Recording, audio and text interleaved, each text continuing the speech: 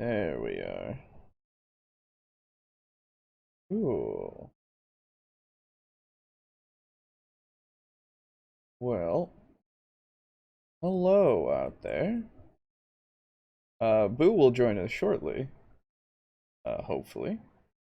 But at the moment, it is I. Hello. We'll see if Discord just kicks me out of the call, before Boo joins us, but, welcome back to Table Talk Discussion and Discourse. I, as always, am your host, Alejo, aka Great on 95, and, today we're not gonna have Aiden either, unfortunately, because, uh, he is a sleepy boy, working man, doing his shit, and so he's gotta do that, all that shit. Um, my chat disconnected. That's new. What happened? Hold on. There we go. Interesting. No, chat disconnected. Whoa. Well, isn't that interesting? Successfully connected. There we go. Something going on with YouTube right now that I don't know about? Um, very cool. Hopefully this doesn't continue to happen. We shall see, though. But anyway. Uh-oh. Hey, Slay. Yeah. Something's going on. With the chat. So, if we go down during the stream, we're still gonna be going. It's just, you know, depending on what YouTube does, I guess. Um, but anyway, uh, I guess let me know via Twitter or Discord if things go real bad. We'll see. But anyway, uh, so while we wait on Boo, I will start with comments. So before I get into comments though, yeah, there wasn't a episode last week as I was very fucking tired. Um, and so I couldn't do it, dude. Work and also just the week wasn't feeling it. So that's our second missed one for the year, but hopefully we won't miss another one. I don't know though. We shall see. So apologies for that if you were looking forward to it, but we are here today to get back on track. Anyway, so going over comments. Last week we had Sherman's Are Lemons comment on 73, and he said, "Howdy, hey, how's it going? Hope you're doing well." Um, Second, we have Unirico says, "Yeah, the comments on the Theater of the Mind by the Dungeon Dudes were a bit odd. The only maps we're using in the Warhammer Fantasy RP I'm currently in are region and world maps. All encounters have been purely in our minds, and I'm pretty sure all of them had some kind of versatility in them. The real big brain way that I now kind of want to try sometime, just to see if it works well, to create 3D dungeons, is to just use theme park tycoon games instead of drawing on paper. Excuse me, seriously. Roller Coaster Tycoon 2, Parkitect, and Planet Coaster have so many scenery bits at this point. You could probably make really nice looking set pieces and town layouts, etc. True? I mean, if you get any kind of 3D kind of program, I feel like you can do so. Even like tabletop sim, I know there's a bunch of workshop things that people have done that have been maps. You could kind of use those. Yeah, there it goes. Okay. Well, I guess I'll just put the just me up for now. Hi. Um, but yeah.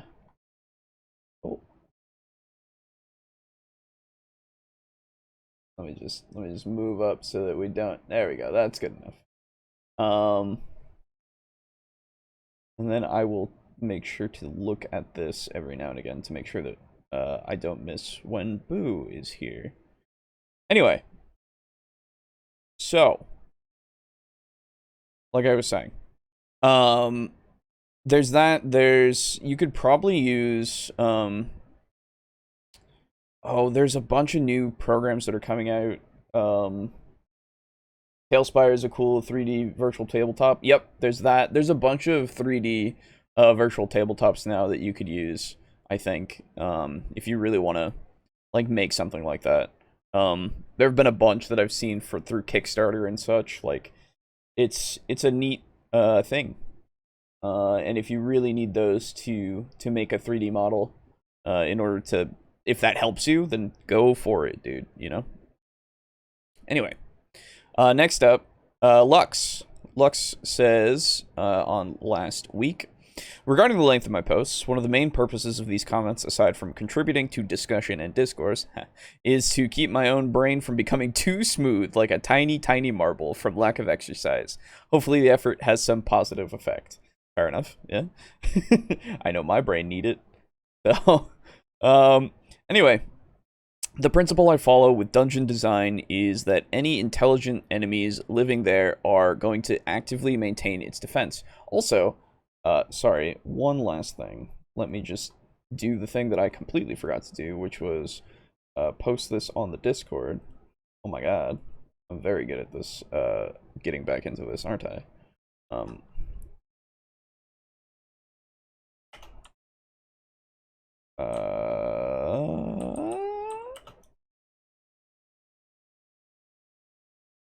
Boom.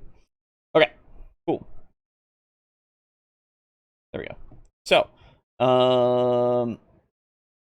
anyway, as was being said,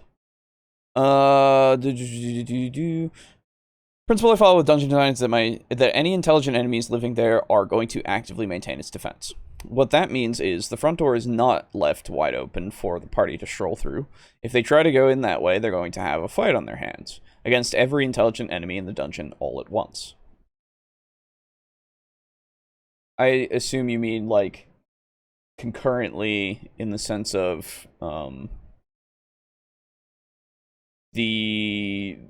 like, they will continuously fight them, like, it won't stop. Like, they'll just have, like, waves and waves of enemies.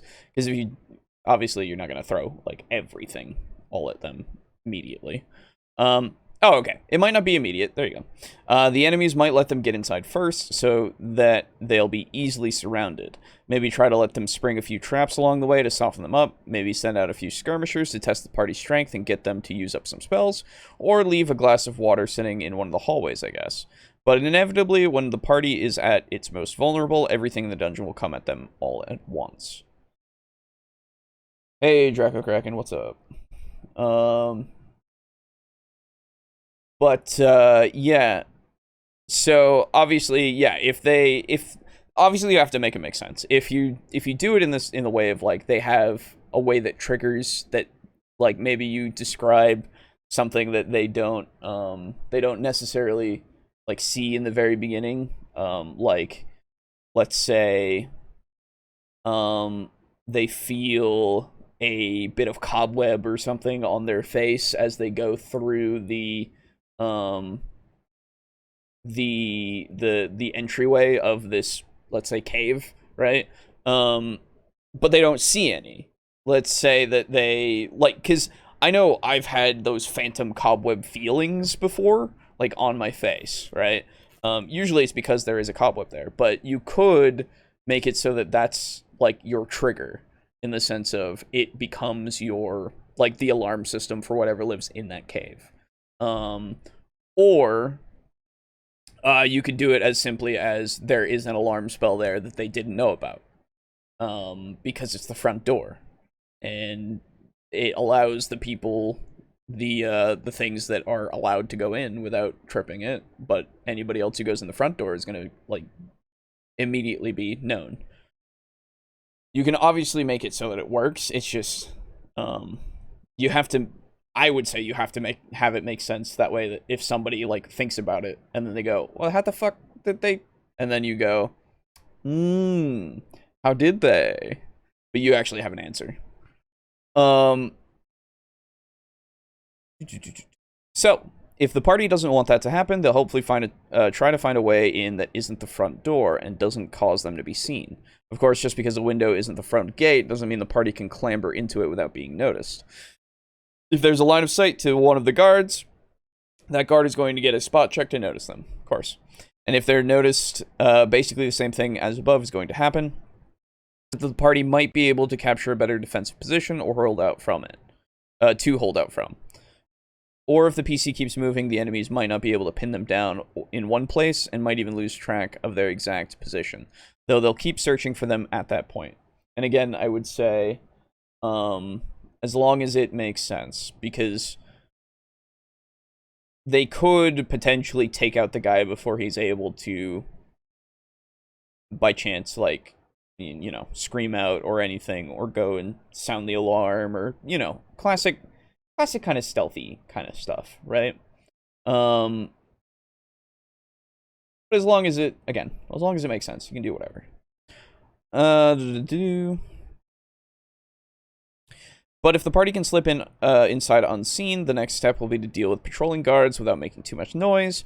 They might have to kill a guard or two and hide the bodies in order to make a safe path for themselves. As soon as they've done that, it's only a matter of time before someone notices that those guards have gone missing, and the whole force starts trying to find out why. But if the PCs are quick, they might be able to do whatever they came to do and leave before they're discovered. Sure. This is not to say that the stealthy approach is objectively right. The party might be able to fight the entire dungeon at once and win. It won't necessarily be such a big dungeon that they have to avoid triggering the big fight, or the party might be at high enough level to feasibly take on a fortress, or they might be able to make sufficiently effective use of diplomatic skills, charm spells, and roleplay to talk their way in and back out. Yeah, exactly. Also, if the battle against all the enemies at once does get triggered and the party wins, then that's probably the battle for the dungeon, unless there are still some stray non-intelligent monsters lurking about. Once it's clear that the party is winning, the enemies will rout and probably flee the dungeon completely, though some of them might retreat to an inner sanctum for a last stand if there's something in there that they desperately want to protect. Sure. Of course, this assumes the dungeon is actually occupied by intelligent creatures. If it's just something like a ruin or a cave where some non-intelligent monsters live, then those monsters just behave however they naturally behave. And the main thing to think about is their role in the local ecosystem. Basically, what makes the dungeon an attractive place for those monsters to live in. How do they interact with each other, and what do they eat? If the PCs disturb them, then they're just going to react in whatever way their animal instincts direct them to. It's still possible for the party to encounter a group of intelligent enemies in a monster lair, though. That group doesn't live there, it just happens to be there on a mission, or it might be temporarily hiding there. Possibly hiding from the PCs. It's going to have to deal with the monsters just like the party would, and might already be weakened from that effort. And it will still employ some form of active defense against the party, but it will probably be less advanced than their defense of their own base would be, because they won't know the area as well. When the PCs are detected, the whole group is still most likely going to gather and fight them all at once, unless there's something else that some portion of the group really needs to focus on doing instead. If that's the case, they might just try to keep the party away instead of actively going after them. But if the party charges straight into them, then they'll all fight back either way. Message terminates abruptly at this point. Have a nice week. Thanks. Yeah, no, I mean, yeah, that's all the way you can do it. Yeah, as long as it makes sense, do whatever you want. Timothy Martin says, awesome episode. I really enjoyed it. Have a nice day. Smiley emoji. Thumbs up emoji. Thank you. Have a nice day as well. And then Lux commented on episode 45 when we looked at the quitting Pathfinder video. That's right. What have we got here? God, it's been so long. That was episode 45. Shit. I already commented on this topic, and most of what I would have said was covered here, but now that I've made it up through this video, I do want to add one point that I don't remember being brought up, and that is Cody is misusing the term illusion of choice here. It wouldn't be such an issue to me if he had defined what he meant, but he didn't, so I'm left to assume that he's just ignorant. That's fair. Define your terms, people. What he's saying here is that the system forces players to always make optimal choices or else TPK. Or maybe he's saying that the existence of optimal choices inherently makes every other possible choice incorrect. Even if either of those statements were true, which they aren't, that would not be an illusion of choice.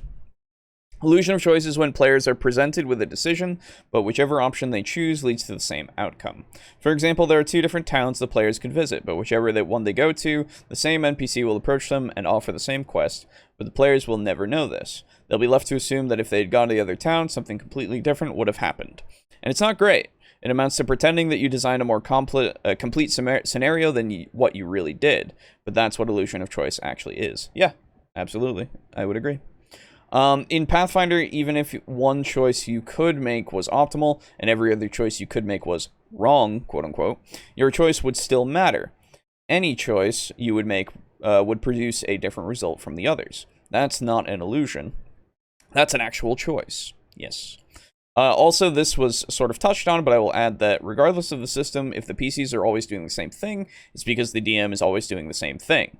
This could be the module's fault, more than the DM's, but it's not the fault of the system, and the DM always has the option of making adjustments. I wouldn't put the responsibility on players to arbitrarily use different abilities for the sake of variety.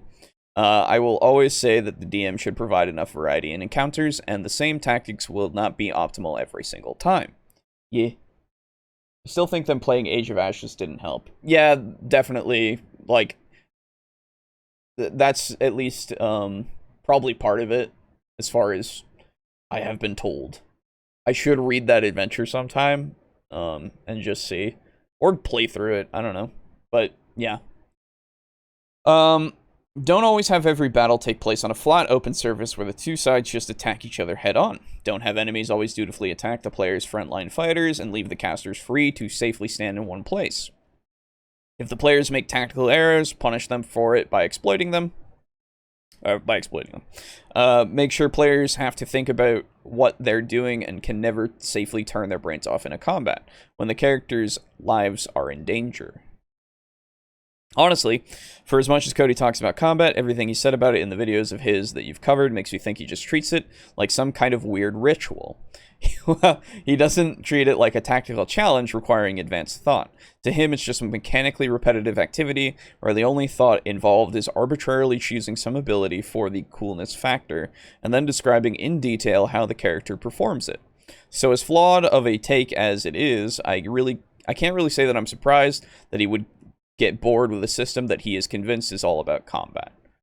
Yeah, and yet he really likes 5e, so I don't know. It's weird. Of course, I haven't picked up Pathfinder 2e yet, but I would be willing to bet that its guidelines for non-combat situations are more developed than 5e's. I could be wrong, but I'd be surprised. That's all I have to say for now. We'll see if the video after this one inspires any further comment from me, but this might cover it. Fair enough. Yeah, I mean, you got it. Basically, it's a stupid video. It was divisive, and I haven't had any interest in watching any of Cody's videos since. Like, really at all. So, I don't know. I don't think it's necessarily bad to move encounters around if they are critical to an adventure and the players didn't know they were missing something they were invested in. No, I wouldn't say so. It's not necessarily a bad thing, but it's definitely, like, if you do the illusion of choice thing, and again, it's not a wrong thing to do. You can do that. It's totally fine. I personally don't like it, just because that's not how the world works, you know? You're gonna miss things if you don't do something. Whether or not you know that, that's just how it is.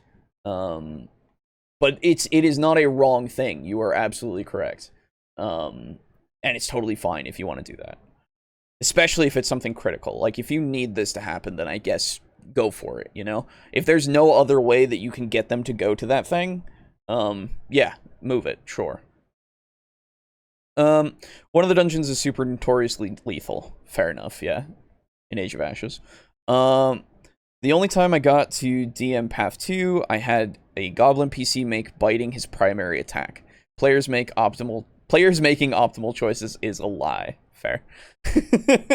um, hey Pizza Funk, how's it going? Yeah, so yeah, I don't know. It's one of those things where I think honestly, I think Lux hit it on the head when he said he seems to have this thing where it's just something you go through, like combat is just something you go through, and like it's not anything that you should think about. It's just a thing that's there. Again, even though he really likes 5e, and he doesn't complain about it like he does with Pathfinder 2e, even though the same thing could be said. Um, but whatever. That's the thing. Every time I think about it, I just go, Cody. he has this thing, and at this point, what am I gonna do that I haven't already said, that other people haven't already said either? Like, it's not worth it anymore. I would love to see if there's any other takes that are like maybe a bit more in depth that are good, like that we haven't covered or that we hadn't said, but I don't know. He might have been overcorrecting. Very much could be the case. That's the thing. I have no idea. But remember, we didn't get it. No one really got it. So, um, don't worry about it, I guess. Because he had to make an explanation video of which, anyway, it's all a thing. So let's move on to today's topic. I assume Boo just fell asleep and is sleeping, which is fine. I will carry on. So today we are going to be talking about performing puzzles, as the title says. That of course being puzzle design and using puzzles in your games and all of that kind of stuff. And honestly, this episode might be a little shorter. We'll see. I personally, puzzles aren't easy for me. I don't really think, and we talked about this with Juice before. We've talked about it in general before. Puzzles are a thing that if we implement them, we don't really come up with like solutions, right? Because it feels very limiting, at least for me. It feels limiting if this is the solution. Perhaps you can make it so it's a solution that you could get to in many different ways. I'm not saying you can't. Better men and women than me could probably do that easily, right? Like you could easily figure out a way for every puzzle decision to, or sorry, your specific puzzle decision to be done in different ways.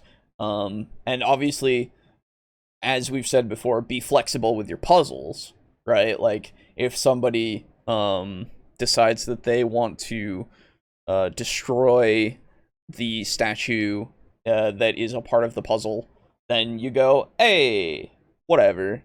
Um, hey, Roid Rage. Yeah, they're a weak point for me as well. Also, hello all. Hey, this is me. Hi.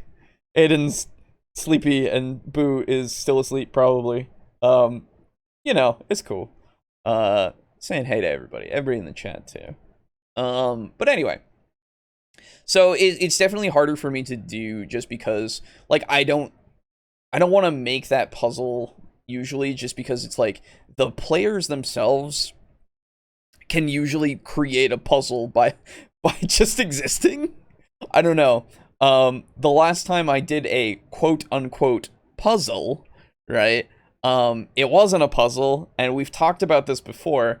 The Hey Miscellaneous, what's up? The usage of stuck doors. When I use stuck doors in a dungeon, for the Age of Magic Fur campaign that we did for a while, they went into a dungeon, and I used Don John If you don't know that, it's a free dungeon generator that gives you a lot of different things, and I'd use that to make a layout, right? I didn't use it for too much other than the layout and then like a few trap placement ideas, right? Yesterday I found a baby bird outside and now I'm taking care of it. Well, that's nice. I hope that baby bird is doing well. But anyway, so in that dungeon generation, it made a bunch of stuck doors. Now, you don't hear about stuck doors. You hear about locked doors or trapped doors of some sort. So when, Boo would come up with his artificer and go, I want to pick the lock. And I was like, okay, it's not locked. It is not locked, it is stuck. Then they go, oh, okay. I guess I'll push on the door. And they were very weak, all of the party, even their fighter. They could not push these doors open very easily, and it was kind of funny just watching them flail for a bit, and then they burned down a door inside of a cave. So, they created this kind of puzzle for themselves of how to get past doors. Just because I said they're stuck and not locked. Like, it's something that's so innocuous, you think about it, and it's like, oh, this will trip people up just because it's something they don't have to deal with much. And let me tell you, as someone who has a very stuck door, then they also found a stone door. That's true. They found a stone door in the beginning, in the very beginning, and they tried to get past it by breaking through there was a piece of wood on the other side, and they broke the piece of wood on the other side by just fucking pushing it, rolls to pick a lock, it's not locked. Rolls a 1, it's locked now. Yeah, exactly. Want to confuse the hell out of a party, make doors one-way doors. Ooh, that could be fun. Dude, that could be the puzzle, right? You make it so that it is a bunch of one-way doors that have been magically enchanted to do that, so you have to follow a specific route. And it's like a trial and error kind of thing for that route. And or route, whichever one you want. And so when they're going through, it obviously the wrong ways loop back around, or maybe become dead ends that after you clear the room of its encounter or whatever, you can go through back through. But then it becomes this little maze kind of thing of like, oh, where do we go? That'd be super interesting. But anyway, so yeah, puzzles are a little difficult for me, so I'm excited to see what we have in store, because we're going to be covering 2 videos from 2 creators that we have enjoyed in the past. And I will bring them up now. First one is good old Seth Skorkowski. It has been a while, but I want to see. This video is only like 5 minutes long. It's about puzzles, and we'll see how it goes. So, let us begin. Hello Internet, Seth Skorkowski. In today's GM Toolbox, I want to talk to you about puzzles. Now, I don't mean the puzzles of wit and stats that characters normally solve. I mean actual physical puzzles that you as the Game Master give to your players. Oh, interesting. I thought this was about Huh. You know what? This is another way to do it. You get them into the game, you get them into the actual dungeon, and they get to a point where they find an object, and you have actually created an object for them to solve. Now, it does make it so that this has a one-way solution, which is just however you design the puzzle, though they could break it, but you usually go, hey guys, I made a thing, don't break it, maybe? But this relies on you having this specific thing available to you. And, like, not a bad idea. I like the idea of... I know there's, what was it? Black Magic Craft, I think, has a video on making like a puzzle statue that I still need to watch because it sounds really interesting to me, and I kind of want to make a puzzle statue. Like stuff like that seems fun to me to do. Just because it's like an out of game, like, hey guys, here, have this, figure it out, go, right? So it's just another way to do it, and I like that idea. These puzzles represent an item that the characters find. But instead of relying on PC stats or rolls in order to solve the problem, you require that the players actually solve the puzzle. The door slams shut behind you, locking you inside. Water begins pouring into the room, and the only keyhole you see is a strange star-shaped pattern on the back of the door. It matches this. Also, rabid piranha are pouring in, so chop chop. There's a huge variety of puzzles out there for you to choose from, such as 2 keys that are needed to open a door, but they're interlocked. You can use puzzle boxes that contain a written clue or a command word or a folded up map. I used to have a great Japanese puzzle. Oh, hold on. Ah, Boo's here. Okay.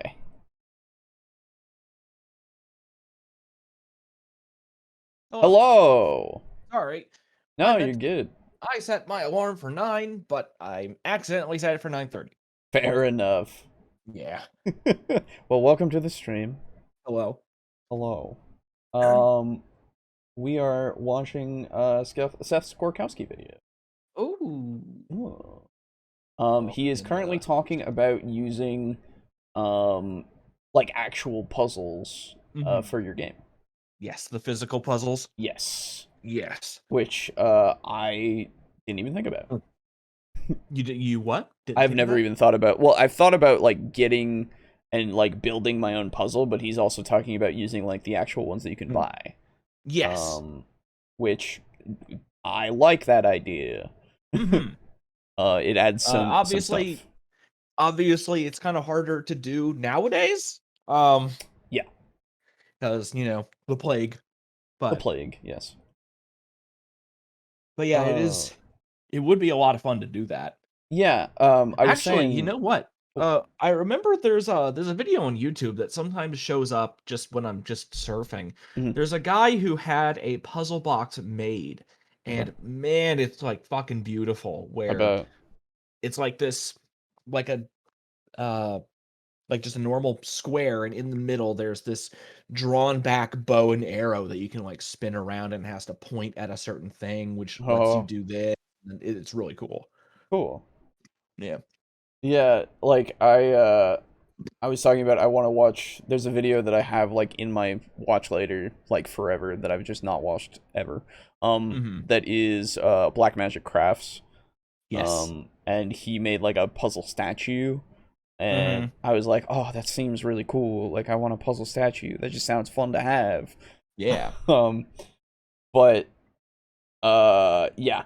So before we go too much further, anything about puzzles that you want to say about things that you do with them? That I need to do more of them.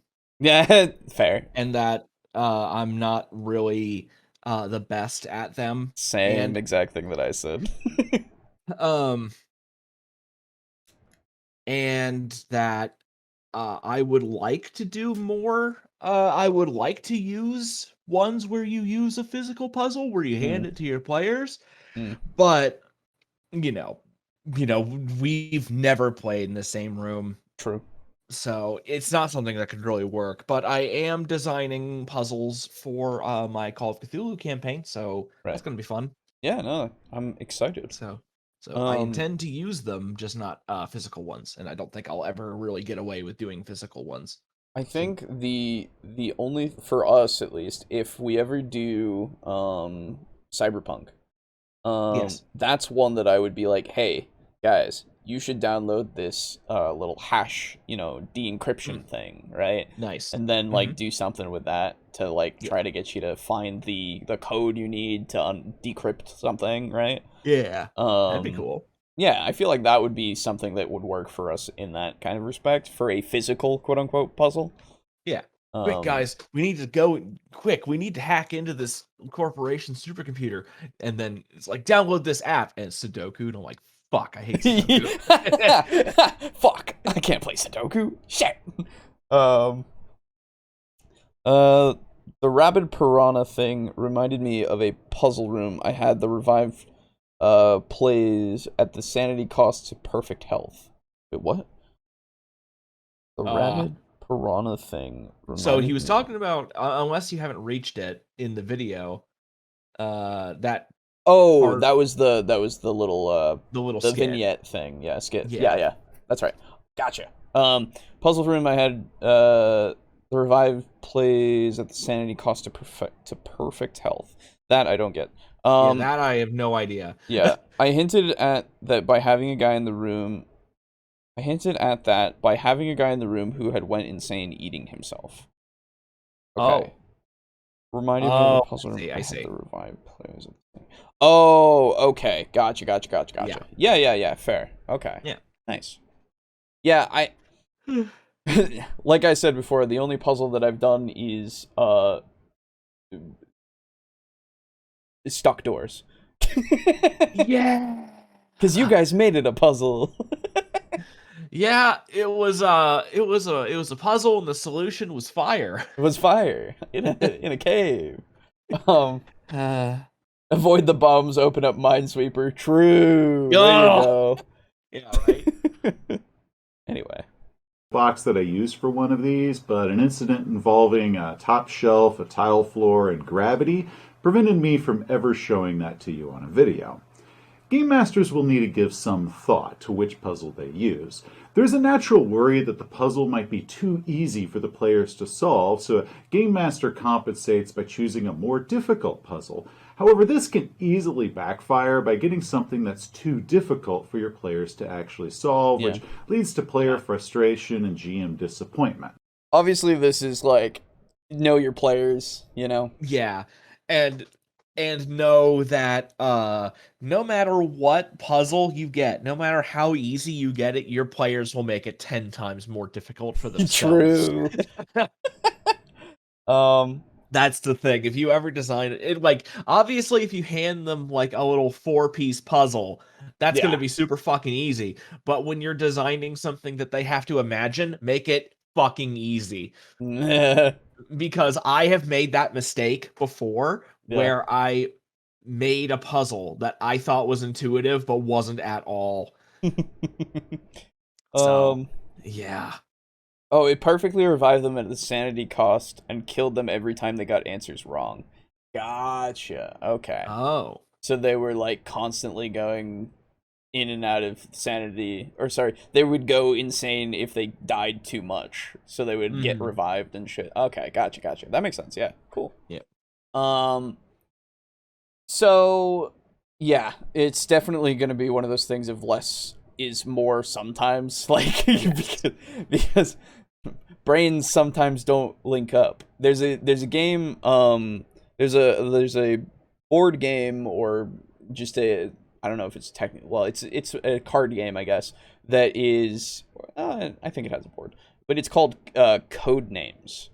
And you are paired up with somebody, and the point of the game is to try to, you have the handler and the like operator or whatever, I don't know. And the handler is like, says a word that's associated with certain words on this this board. And there are like 7 or 8 words that they have to guess in order to win, right? So you then have to make associations, like word associations. And like, say there's, the words are Vegas, money, and dice or something. Dice, sure. And then you say casino to your you know, the other person, and so they would like then gambling or something. Yeah, and so you go either gambling or casino, and then 3, and then they have to see if they can figure out the 3 words that are associated. Oh my god. And it's really fun, honestly. Like, I've played it a couple of times. It's really fun because then you get like, you try to figure out how to really connect with that other person to actually get them to know what you're thinking. Yeah, it's like playing charades, but with more speaking.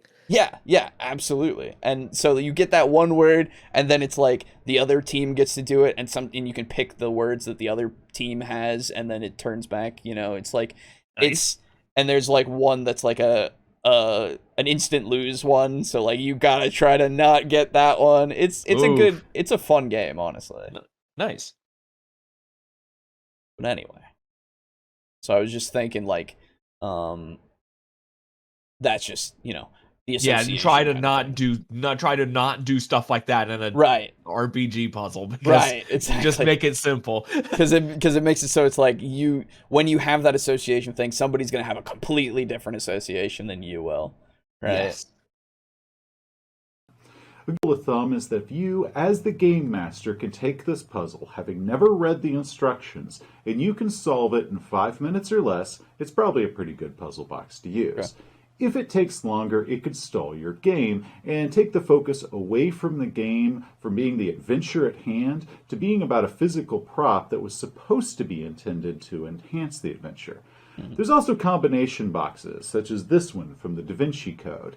The GM can set whatever 5-letter password they want, so you could give them this puzzle in one game, and then let the characters carry it around for a while trying to figure out the riddle that is the word that they need to unlock the map or leads to them to the next adventure. I like the idea, not just with physical puzzles, but with puzzles in general, that you give them maybe not everything they need to solve it immediately. Yes. Right? Because then it becomes he goes an into that ongoing actually thing. a bit more. I have seen this cool. video, I want to say like 3 times. Oh, gotcha. Because like honestly, a lot of times I just use his videos as background noise sometimes. Okay, gotcha. Because it's good shit. Yeah, no, it's true. But yeah, he does go into that Okay. where you give him one piece of a puzzle, and then over the course of the adventure you're finding more pieces and stuff. Yeah. Okay, cool. Yeah. Okay, well, my character is just going to spend his night on watch, doing every combination that he can do until he figures this guy out. Ah, the old sage tells you. The device is magical, you see, and any incorrect answer that's attempted will detonate a fireball on the person that attempted it. One idea with physical puzzles is to set a time limit. So then, such as after 5 then you're like, you hand it to the goblin. It's like, hey, I'll make a deal. If you're smarter than me, surely you can open this. And then they get blown the fuck up. Right. Oh, here you go. That'd be great. Actually, yeah, having it, that's a little dangerous, because then it's just like, oh, hey, bandit, what's up? Here, no, have it. No, it's... Yeah, exactly. It's whatever. Because that's something that you established that now. It's like, yeah. ugh. Yeah, so you gotta be careful with what you do. Yeah. Pizza Funk says, D&D Saw campaign. You could. Yeah, absolutely. Oh, Jesus. Yeah. That'd be hilarious. Like, set it in Waterdeep. Holy shit. Yeah, totally. 5 minutes, the monster's going to go ahead and attack. Or after 10 minutes, we're just going to move on as if you had solved the puzzle. Though I do recommend that you give the players some sort of incentive for them to go ahead and solve the puzzle before the clock runs out. True, yeah. Dude, I can't get this thing. I give up. Are you sure? You still have 2 minutes left. Yeah, I came to play and not solve all these stupid puzzles. Okay, give it here. I'm sorry this didn't work out the way I'd hoped it to, but, we're just going to go ahead and move on. Okay, so inside, you find the section of the map that you needed, so we'll go on with that. Also, we find an inspiration token and 1,000 experience points that are awarded to the person that opened it. Who gets those? Well, I do. I'm the one that opened it. Well, we still have 2 minutes. Can I try it again? Not anymore, but maybe next time. One thing that is... Okay, So I like that idea of having the incentive. Yes. Obviously, I don't like the idea of inspiration. Yeah. But, I mean, like, in this instance, there's not really much else you can do. Right. Like, it could be like, well, I mean, I guess that's what inspiration is. Never mind. Yeah, that's the thing. Like, in the case of it being for, let's say, a campaign that's using Milestone, you got to figure out a different way to reward them. But yeah, it's I do think that it's a very good thing to say, like, if it doesn't work, just move on. Just like Yes. you don't want them to just be fucking banging their head against the wall for a while and Yes. then like fucking regretting or resenting it, you know? Now, one of the things that I like about Call of Cthulhu and Mhm. how that system works is obviously in Call of Cthulhu, it's a good idea to have some puzzles in there because, Sure. investigative game, Yeah, absolutely.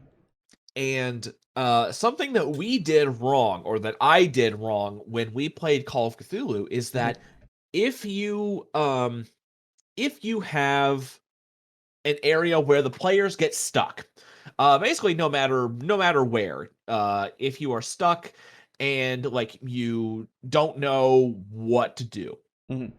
the investigation has stalled, or you are in a puzzle that has stumped everybody completely. Mhm. What happens then is the players can ask for an idea roll. Oh. And the idea roll is basically it's equal to the person who asks for its intelligence. Gotcha. So you roll your idea roll. If you make it, you figure out what you need to do, and it continues. Gotcha. But if you fail the idea roll, you still get the information that you need. Mhm. However, it comes with a negative connotation. So Okay. the example that they give in the book is um you are investigating a cult, and the investigation stalls. Mhm. They roll their idea roll, and they make the idea roll, and they remember seeing culty books and people going in and out of a local bookstore. Right. They like case the place, and it turns out that it is a front for some cultists in town. Sure. And the example where they fail is the investigation is stalled, they roll their idea roll, they fail, and then 3 weeks later, they've been in the timeline of the game. 3 Mhm. weeks later, they're banging their head against the wall, and then they remember that they might have heard a rumor or two about the bookstore. They go Mhm. in and they start browsing, but the cultists were already onto them. And Mm. you hear the door close, like the front door close, the little bell thing. You Mhm. turn your head and you see the guy, the owner, closing the door and turning the closed sign to face outward, and you Right, see people yeah. approaching you with daggers. Gotcha. So either way, you get the information. Mhm. And so what happened when we ran it was I did not realize that if you fail it, you get the information. So Gotcha. Okay. that is an excellent way to have even somewhat difficult puzzles in Call of Cthulhu because of the idea roll. It is meant to push the game forward regardless of a success or a failure. Yeah.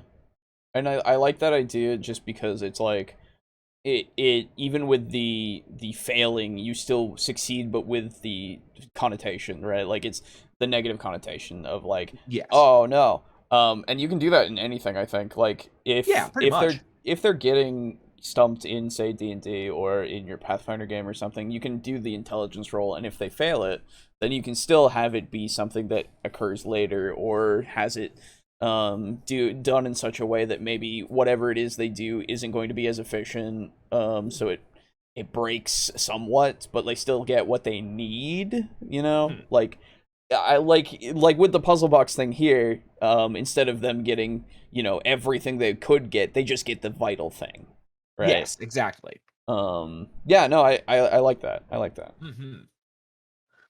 Always a possibility is that your players are going to try to outsmart you by rejecting the intent and the spirit of what the puzzle is trying to do by trying to solve the problem in game, True. such as my thief picks the lock, or my wizard uses magic to open up the puzzle, or my personal favorite, Well, this thing is going to be no problem for my +3 hammer of smashing.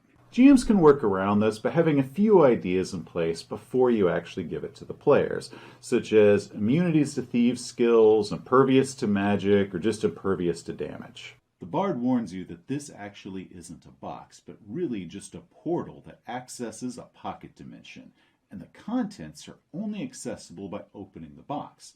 Breaking it won't do any good at all and might even cause a rift that will suck you and your +3 hammer into the void. my personal But what if I want to go in there?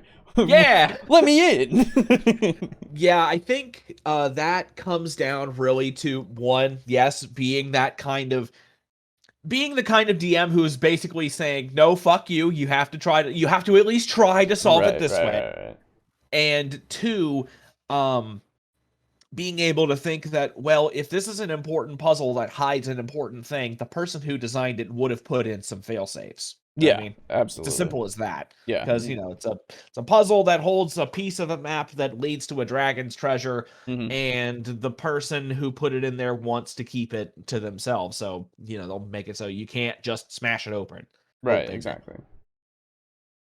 favorite is just a bonus to whichever player actually solves the puzzle. So you can say, sure, yeah, you can roll your thief skills to do it, but you won't get that sweet bonus if you don't do it yourself. Yeah. That can change the table's mood from, let's try to get around this, to, give it to me, I want to be the one that solves it and gets the bonus. Now, mileage may vary depending on which puzzle you get or the specific dynamic of your personal group. This isn't for everyone, and I recommend that you don't use it too often out of risk of overusing it. However, if you are wanting to try something a little bit new, a little bit fun to spice up your game, I recommend that you go out there and look through some puzzles and find one that you want to work into your game. Thank you for watching. If you enjoyed this video, please give it a like. Okay. Yeah. I know. Good ideas. Good ideas. It's all good shit.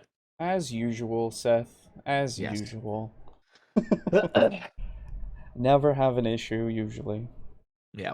I don't remember the last time that we did. I think we had, like, a couple of contentions every now and again. Yeah. But it wasn't anything that was, like, major, Yeah. But yeah, okay. Well, yeah. That's that. Let's move on to the next video. By the way...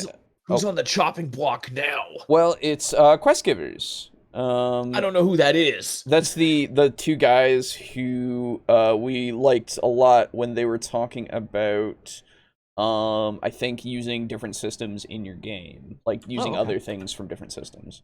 Let me pull this up real quick. There we go.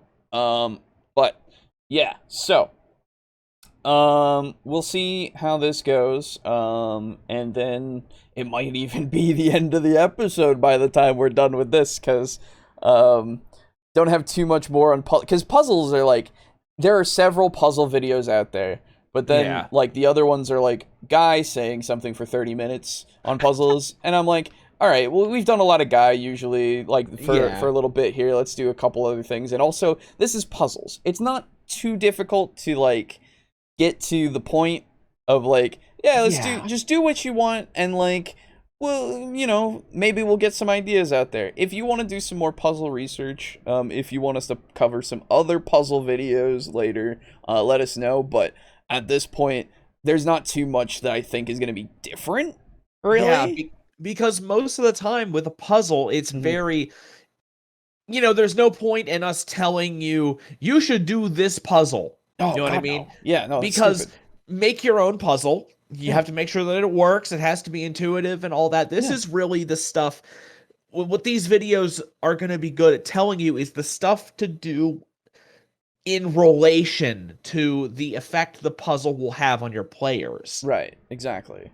So there's actually not really a whole ton to say other than puzzles are cool and make sure they work. And I definitely wanted us to like touch on it and just see like, if there's anything else that we could maybe learn a bit. I don't know. If there's anything like out there that's like super egregious or something, let us know, because I don't doubt that someone's out there going, you should always do puzzles this way, right? Which right, I feel like but then it would be like, or RPG funded.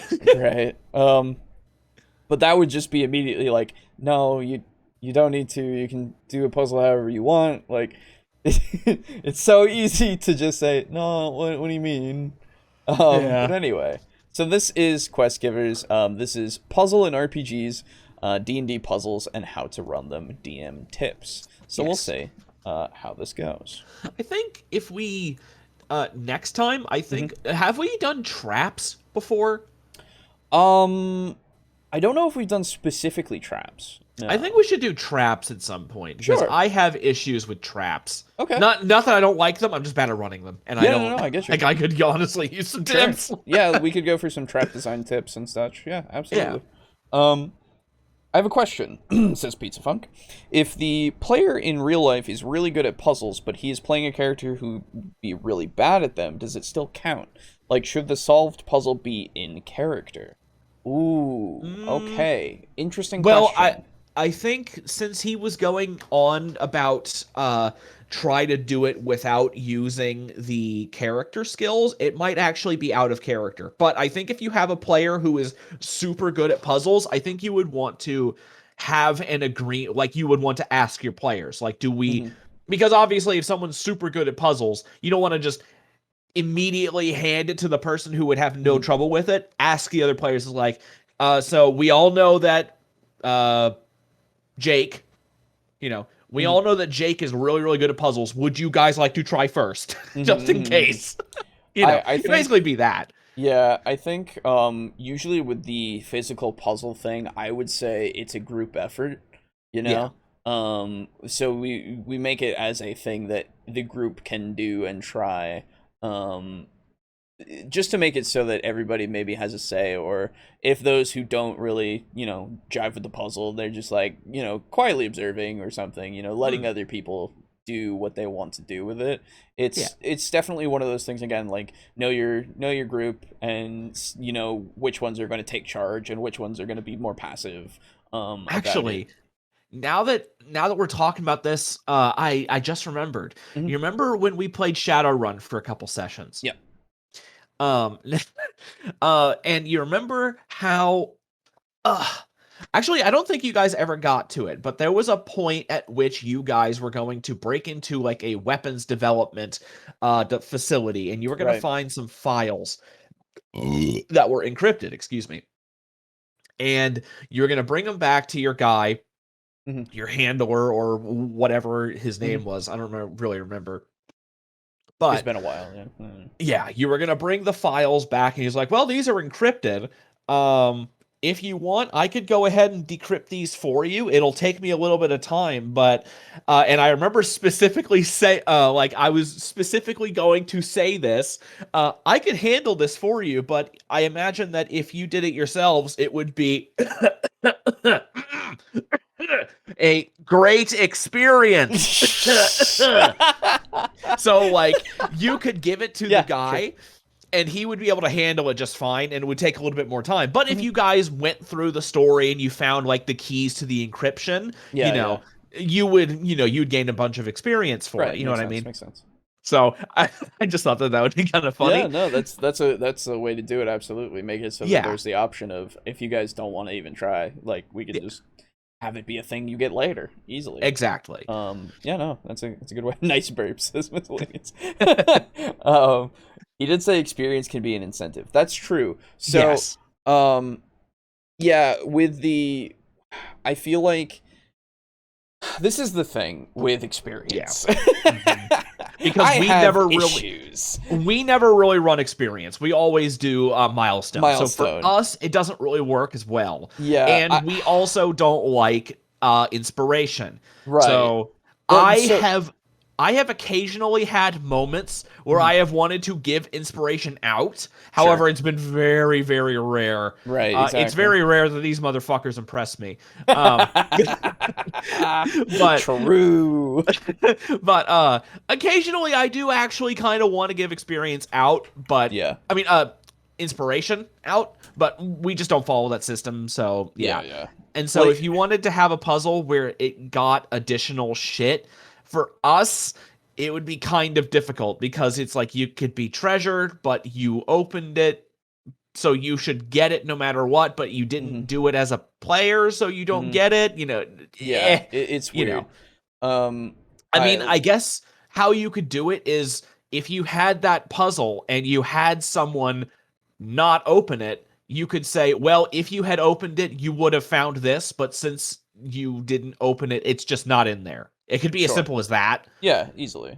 Like it's basically Schrodinger's puzzle box, legitimately. Yeah, actually. Anyway, sorry, I didn't For mean to keep cutting something, you off. no, you're good. You're good. For something like 5e, the issue is it is not so like experience isn't something that I like because it can make it so there is a balanced discrepancy between players, right? Yes. Where you have one player that can be level 6 while the other ones are level 4. Just depending. And like it's not something like as long as you know are good about it, you can get that fine and you can deal with it. And like if you can, great, good. I'm happy for you. I don't want to deal with that, right? Yes. Because we're lazy. I just don't like experience. I don't know, dude. It's just like, have you seen the amounts that you have to get to in order to? Yeah, it sucks. Oh yeah, I have. Oh, it sucks. No, I way more like the idea of you go through the arc and then you level up, right? Like that just feels better to me because you've all gone through an experience together, right? But anyway, so with the in real life kind of thing, having that experience thing be the incentive, especially with your idea of it being a character that isn't great at puzzles, right? Like it wouldn't make sense for them to maybe figure it out. I feel like at that point you make it so that if they do it, it becomes a group kind of thing, like in the sense of whatever experience bonus you give, if you're using that, it goes to everyone. I don't know about inspiration in that case. Yeah. Inspiration, it wouldn't work because it wouldn't really work. Yeah. Well, unless you wanted to give out an inspiration to the entire group that anybody could use.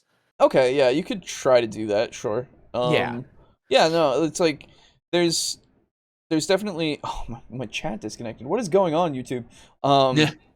But yeah, so I don't know. It's definitely it's a weird thing, and however, I guess what I would do is just have it be that group thing. That's really just it for me.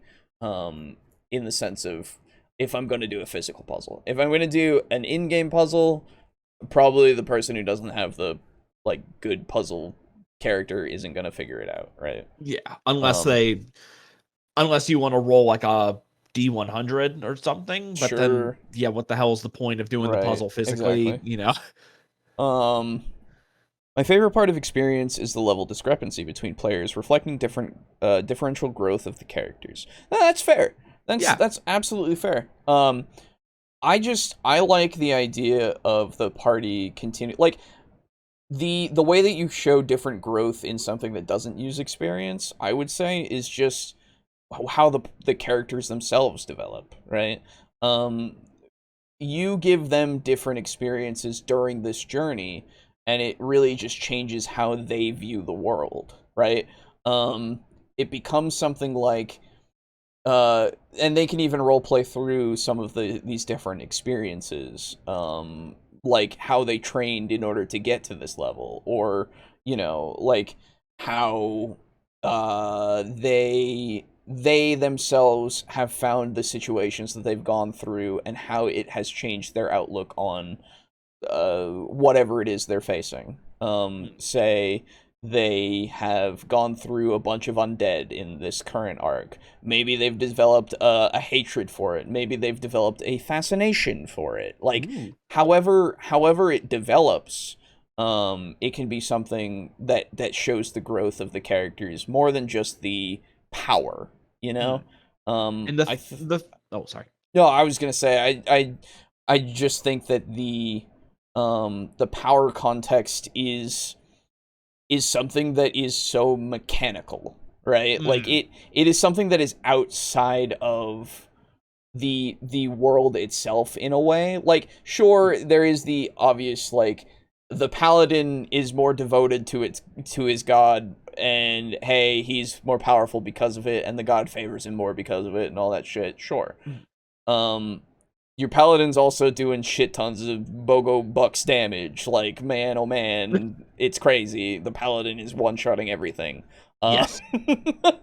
I don't know. It makes it so it's weird for balance, and it makes me feel like it's weird for the interaction, because then it becomes like you're going to see this character do these fights way more and succeed way more, and that's when you start doing fucking Pokemon shit, where you start swapping in and out of combat. sure, yeah. So the fucking wizard runs up, smacks a guy, and then runs away. Then the paladin's like, "I got you," and then slaps them on the ass as they go, and then beheads whatever they just hit. Right. And I guess my thing is just more that experience is done shittily in D&D. Like, yes, like that's thing. my main complaint. It's not like if it was done in a way that's I think is better, then I wouldn't have as much of a problem, I think, with that discrepancy, because I would feel like it would be easier for them to catch up or anything, or they could do something else that like maybe gets them to that point. Yeah, where it's like if you are, what they need to do going forward is, I think they should keep the challenge rating system, but add in monster levels that don't have any bearing on their actual strength, but have a bearing on how much XP they give. So if you are like a level 1 and you kill a level 3 monster, you'll get more experience than the level 3 that just killed the level 3 monster. So that way they can close that gap a little bit. Oh, I see what you mean. Sure. I would like that. Okay. Yeah, that would be an interesting implementation. Yeah. Yeah. So that way you can have characters that are going around fighting higher level monsters, and it's riskier, but the reward is higher. Yeah. At least in terms of XP. Gotcha. And I see, the thing is, I actually like XP, and I like the potential of having the discrepancy between levels, but one, you've noticed it in Devils and Dice, I'm very bad at balancing combat. Even when everybody's the same level, I'm really bad at combat, and I apologize, but it's just my weakest point. Yeah. Two, I don't want to have to keep track of all that shit. Yeah. So I just don't want to have to keep track of it. I don't want to keep track of how much everything, like all the XP and an encounter is worth, and how much it would be worth if you skipped the encounter. Is it worth more? Is it worth less? You know, do I, you know what I mean? It's just another level. Yeah. That's hard. You gotta no, I don't wanna. Amish says, I meant growth directly in power context, not worldview or character development. And fair enough, yeah. So, that's the thing. You're obviously, you can see that we aren't as into that, right? Like, we're definitely more into the idea of, like, yes, power growth is part of it, but the character development is more our forte, you know? Like, we enjoy that narrative side way more than the combat side, and like, even though we play Warhammer. Even though, well, that's the thing. I love that. I love that aspect because it's purely that, right? Yes. Even though you can technically make a story out of it and shit, like it'd be really fun to do. And you actually can gain boons and banes as a result of your wins and losses. Yeah, absolutely. That's the thing. I would like that too, but with something like Warhammer, it is completely devoted to, like, it is that combat entirely, right? Yes. Whereas D&D, I like that roleplay. Roleplay is just fun. And more fun for me when I can use this shit that I've gotten in weird ways to help me that isn't necessarily combat. Exactly. That's how we always do shit. Yeah, exactly. I mean, hell, I don't know if it's weird, but, like, whenever we play a campaign, whenever I've been able to play, this doesn't even happen, like, if I'm making, like, it doesn't even have to be, like, a survival type character. If we ever fight anything poisonous, I always try to harvest the poison glands. Every time. That's true, you do. Every fucking time. I don't know if that's weird or what. I've never seen any of you guys do it. Yeah, it makes sense. But, like, if we ever fight spiders or centipedes or a scorpion or, I don't know, like a basilisk or something like that. It's not a basilisk. It would be way too badass. But I always try to harvest it. Usually I fail. But, like, it's just, I just see it as a way to do a little bit of extra damage in the future, you know? Or something to sell, because maybe somebody wants venom for something. Yeah, could be, yeah. So I usually try to power up my character in ways that aren't just, that's purely from roleplay. Right, exactly. Yeah. So, anyway, becomes something out of the thing. No, you're good. Like, welcome to puzzles. We talked about experience. Yes. Anyway. I mean, we got two It pretty happens short all the time. videos. So. It happens all the time. Anyway, Yeah. so let us begin.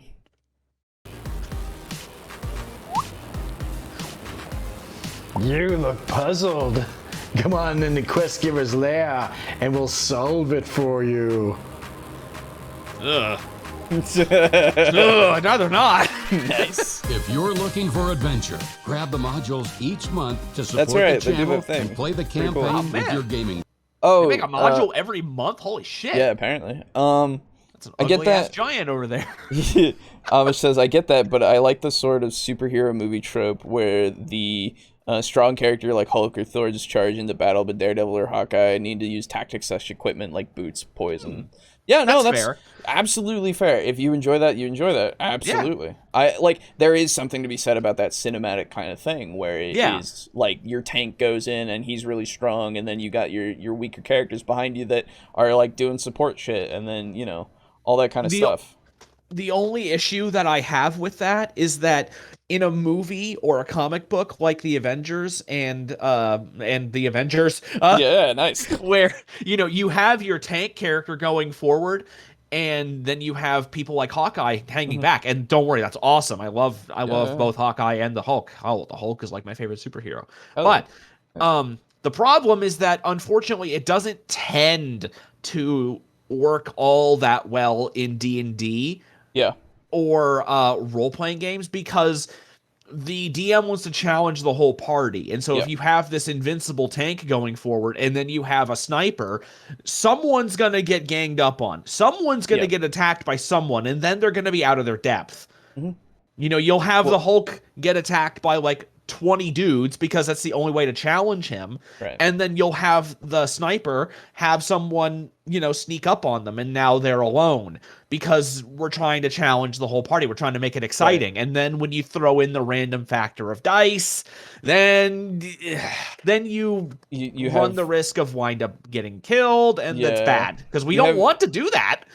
No, I don't want to kill him. Not to mention, we try to balance it so that there's something to do for everybody, because we don't want Hawkeye to be up there just saying, I fire an arrow. Okay, I fire another arrow. I fire an arrow, because he's in perfect safety, as a sniper normally would be. And in a movie, that's fine, because the story is he's supposed to do that. But in D&D, that's usually not how it goes, unfortunately. But don't worry, I do see where you're coming from, and I do love that. Yeah. Maybe they have rules in superhero systems, because I know there's a lot of systems where you can play superhero characters, and maybe they have systems for that, but in D&D it doesn't tend to work all that well.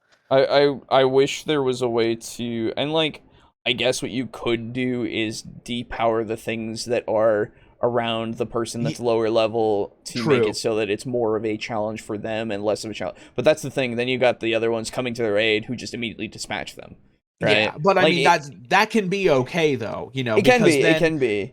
Yeah, because then you have the situation where it's like, oh, it's dangerous for me because I'm the squishy sniper. And then the Captain America comes up, it's like, don't worry, I'm a fucking fast, mobile tank ranger guy who throws shit. And then he beats the shit out of them. It's like, hey, thanks, Captain. That's America's ass. Salute. Right. Salutes. Slaps and then ass. he fucking Very runs good. off. Yeah.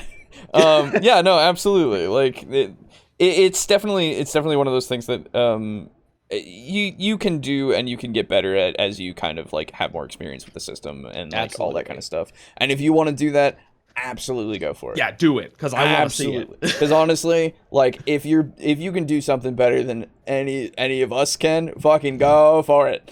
Yeah, do it. I will never tell you not to try something. Go fucking for it. If it works for you, it works for you. Yes. Unless you're RPG Pundit or Garibay. Anyway. Group, you're to get hooked on adventure. This video is brought to you by our sponsor. Okay. You, the person Oh, who God, there's buys a our lot of system fucking neutral intro. RPG products on questgivers.com. You know what? It's their hustle. They're doing it with their own self-promoting and stuff. It's true. I allow it. It's cool. Yes. These are designed for new and veteran players alike. This helps put together this free content on YouTube for everyone to subscribe to, Especially learn from, and enjoy. We and our viewers truly appreciate your contribution. All right, guys, we're going to talk about two puzzles. First is organic, and the next is mechanical. All right. Okay. So let's talk about the organic puzzles. The organic puzzles are funny because players don't realize that they're actually solving these all the time. You know what I'm saying?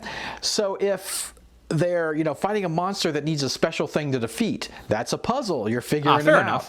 If there's a bridge that's, across a chasm that's broken and you got to figure out a way to get across, maybe there's a ballista with a rope that you can shoot across and, shimmy across.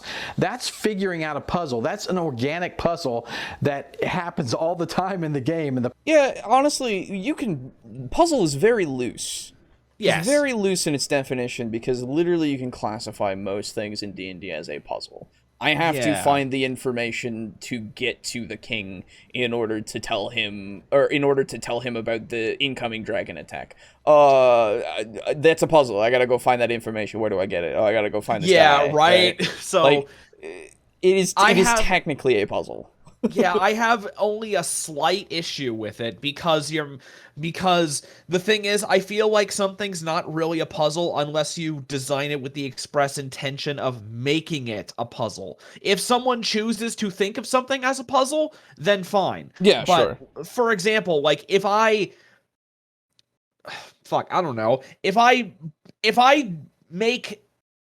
send you on a mountain trip and there's a broken bridge, I'm not trying to make it a puzzle. I just want to see how you deal with that. I want to see how you deal with an obstacle. You know what I mean? Yeah. I don't okay, you know what? Even more so. Here's another one. Say you guys are traveling through the forest and you guys have a horse and buggy and there's a tree that's fallen over the road. That's not a puzzle. Technically, I just want to see. Yeah, I know what you mean. Yeah, to me, that's not a puzzle. Sure. I just want to see how you deal with this very, very benign, benign obstacle. I do not personally see that as a puzzle. When I think of puzzles, I think of ones that are both sequential discovery and ones that actually require some thought to overcome. Yeah, I understand, And not just, let's just go around it. Or let's just do this. Yeah, again. For example, in the last episode of Dungeons or Devils and Dice, you guys were fighting an opponent that not everybody could see at all times. That's true. And so the intent behind that was to have it be where some of you were inside the space where you couldn't see him and have people outside tell them where they are, so that then you had to have people offering, it's like, he's over there or he's over there, so that way you could fight him. But you guys decided to circumvent that by using ink and flour and roleplay, which I was totally fine with. Yeah. Because, it was a smart way to circumvent it. But that was a puzzle that I intended. Yes. Yeah. That's now, it's an incredibly simple puzzle, but I did intend that. Yeah. I guess. So I considered that fight to be more of a puzzle than a fight, even though I nearly killed Boris. Spoilers. Yeah. Good stuff. So, I don't know. Yeah. I understand thinking of these things as puzzles. Don't worry. It's not that I fully disagree with it, because you can choose to think of that as a puzzle. Hell, in a lot of games, a lot of people will say every boss fight is a puzzle. Because you have to find out the weak point. You got to watch for their openings and, then do stuff. And puzzles can take so many different forms. I guess I just... Oh, sorry. No, you're good. You continue. I guess I just see puzzles as something that that require a certain level of brain power. Right. Once... It's like... The way I see it is, if it takes... 30% of your brain power to just be like, okay, let's do this. That was an inconvenience. If it takes actual, really real thinking and planning and preparation, then I think it's a puzzle. Sure. Absolutely. Anyway. No, I was just gonna say, it does depend on how you define it. And it's absolutely easy to just say, these are all puzzles. Sure. Yes. So, organic puzzles, as it is put, can be, anything. Yeah, Like, and that's so the thing. My taxes are a puzzle, says Pizza Fuck. Well, I mean, let's be honest, they are. True. But And it's theft. I think it's just a bit too broad of a definition. It's like, I can, if it helps you with like designing things to look at it that way, I guess that's good. Yeah, if then that it makes works sense for you. Go for it. Yeah, absolutely. Because I can see it being like, okay, so I'm designing this thing. Well, how do I think of it as a puzzle, right? Like, Yeah. is this how? But the other thing, like I was saying before, is if you're designing a puzzle and you design a specific, way to solve it, quote unquote, then be flexible with it so that if they figure out a different way, that you're, you're not just going, oh, that's not how you do this, right? But unless you make a wizard's tower where that's the exact thing. well, obviously there are exceptions to the rule. That would be really annoying. Could you imagine if a DM did that, where it's like you go into a wizard's tower and you solve and you do this? Well, there's like 10 ways we can solve this. There's only one correct way to do it. Right. Well, and then if you fuck it up, you teleport it back to the back, and then everything resets. And then the big glowing letters is like, "Fuck you." Show up. Anyway. Players don't even. But we're going to focus on mechanical puzzles in this video. Okay. So a mechanical puzzle is something that has, rules to try to, solve, and, a certain solution that you'll get that will get you past the puzzle, whatever it is. So Gareth, tell us what a mechanical puzzle is. So while my favorite kind of puzzle is the organic puzzle that Scotty was talking about, the mechanical puzzle is what most people think of when they think of puzzles, and that's where the players have to use their abilities rather than the characters in the story that you're playing. So that's the fundamental difference there. So what you're looking at is you're looking to exercise the player's ability, but you want to use the character's abilities in order to give them clues and hints and that sort of thing. So bear this in mind, that you're using their real-world abilities in the game world. So you don't want to tax them too much, because that's where all the problems start to lie. You always hear of people that, I don't like puzzles in RPGs. Well, that's because the DMs tend to be taxing their real-world abilities, and so the character in the game should be giving them clues as to what to do. We use puzzles extensively in our module, The Knights of Old, and that is because it's the part of the story where the characters are being tested by mentors. So there's mentors in here that are testing their abilities to see whether they're ripe enough to continue on with the quest. So that's all the kind of stuff that we put into this module. So if you're interested in the kinds of puzzles that we do, have a look at that one. Remember to keep fun as the main element of the puzzle. The moment it becomes drudge work and actual work, the player's not going to want to do it anymore. So keep the fun element in the puzzle. So if the character... Unless the puzzle is calculating the exact money that they'll make from selling Baphomet's arm. That's not a puzzle. That's just a thing we wanted to do. Exactly. Now, I can think of an even better example of the differences between an organic puzzle and a mechanical puzzle. Okay. Just came to me while he was speaking. The game, have you ever played Uncharted? Yes. So there are many, many times in Uncharted, obviously it's like almost, I want to say like 40% of the game, where you're platforming around and jumping around and timing your jumps and, finding where you need to go. And then maybe 20% of the game, you're in these ruins and you're like aligning signs and runes and statues and shit like that. You're using your notebook and finding the key to all these things and shit. So the ones where you're aligning stuff and, again, just like he said, following the rules of a puzzle as opposed to platforming through an area that you have to find your way through, I would definitely say that the platforming is the organic puzzle and the puzzles are the puzzles. Yeah. It's one of those things that is like they said, completely something that you just do. Like, it's just it's just part of what you're doing. And if you're classifying it as a puzzle, then I guess, Yeah. There's just another way I thought to think about it. Yeah. discover a puzzle, you want to give them as much information as possible. You want to make it clear what the goal is for the puzzle. If they're, having to check around and everything, that's fine if they have to find the clues and all that. But don't make the clues necessarily dependent on checks, because if they fail a bunch of checks and they don't get the information, that's really frustrating and they probably won't figure out the puzzle. You want the players to, actually decipher and, not just frustrate them.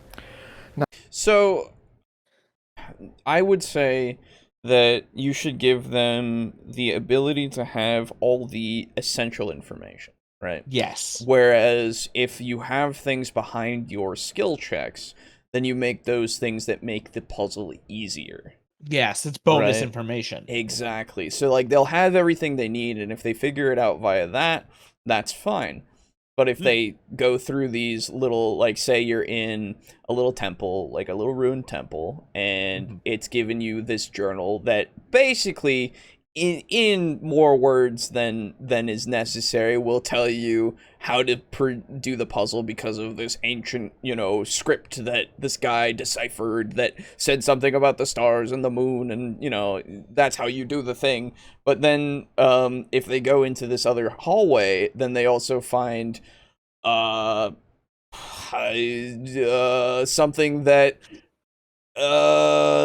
will make it so they can actually reach the ceiling easier. Like there's a ladder. I don't know. Something that will make it so that when they find it, it's like, oh, you had climbing tools or whatever, or one of you can climb. So I was thinking like, hey, yeah, you can climb up there really easy and like do that if you figure this out. But if you're looking around, then oh look, a ladder. Yeah, like, a ladder, or this. like a detached lever from an old elevator or something. Right, yeah, you find the absolutely. lever, and then you shove it in the machine, chunk, and then the elevator goes up. Sure, yeah, anything like that can just like make it be a little bit easier, a little bit more ancillary, and then maybe even gives you more information about what you'll find further on, or It turns out that the lever is engraved with a statue. Engraved with a picture of a dragon roasting a boy. Yeah, and now you know. Uh-oh, That's the hint. Dragon roasting a boy. That's also a really good way to encourage the players to actually investigate things, because there's not. You go to a fucking tavern, guy tells you, hey, there's goblins, go fuck them up. They'll just go fuck them up after prepping with like a potion or something, They'll just go fuck them up. They won't, a lot of times they're not going to go, unless they're playing like a Witcher style campaign. They're probably not going to go like investigating with people. It's like, so have you seen these goblins? What do they do? Do they attack with poison? They don't really, we're not going to do that most times. Most times. Yeah, no, absolutely. Now, you don't really want to make yes or no puzzles. These are puzzles that are basically where the characters it's either an on or off, yes or no. You're pulling a lever. That's not really a puzzle.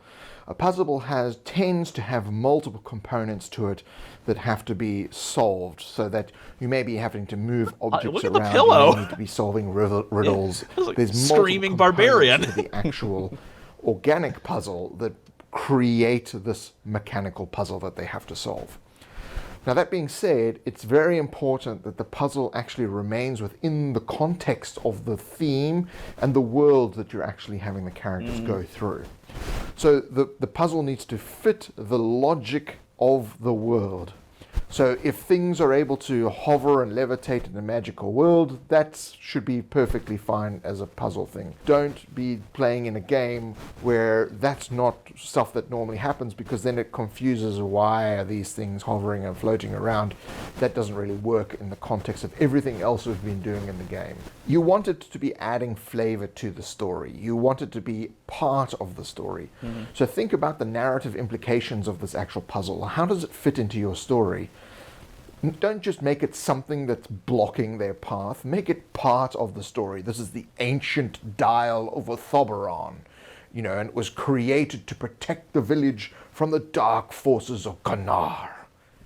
It's part of the story. So the Great Wheel, and then the villagers all talk about the Great Wheel, and there'll be some old bloke who understands the old runic script from back in the day, who can then help you with some rubbings that you bring back to him to help to solve the riddle of the giant dial. That's integrating a puzzle into the actual story. Yeah, I mean, pretty good. Just, like, as things should be, they should be internally consistent. Obviously, you can break that a little bit if, obviously, it needs to be consistent, but I don't think every single puzzle that you put in there needs to be nearly so grand as that. No, of course not, But there does probably need to be, it could be as grand as this is the great dial that protects us from, the orc hordes of Schmargenrog. And then also, this is a little cryptech that the Thieves Guild uses to send messages. It can be as simple as that. Absolutely. So don't feel like you have to make your puzzles that grand. Right. Because when you have puzzles that grand, you need to... If the way they put that is, it kind of makes me feel... Okay, what am I trying to say here? If you hear that someone has a puzzle designed and implemented in that way, where it's protecting a village from dark chaos forces, the ruinous powers,